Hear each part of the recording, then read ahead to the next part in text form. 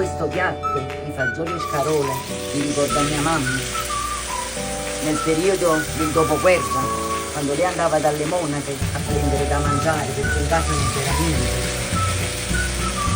Mia mamma andava dalle suore con una pentola gigantesca, lei e un'altra sorellina, teneva forse 7-8 anni, e le suore ci riempivano questa pentola o di fagioli con le scarole o di pasta e fagioli di zuppa rossi.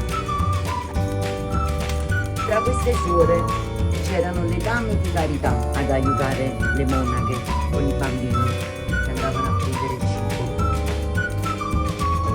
Una di queste dame di carità voleva tanto bene a mia mamma. Venne il periodo, diciamo, che si dovevano fare le comunioni. Mia mamma andava dalle suore in chiesa, andava in chiesa per il catechismo. Questa dama di carità se ne accorse che mia mamma non voleva nemmeno il vestito per la comunione. Che cosa fece? E gli chiese il permesso se poteva fare la commara a mia mamma e gli poteva regalare un abitino per la comunione. Ma non solo gli regalò il vestitino della prima comunione, se la portò con lei 2 giorni a Sorrento.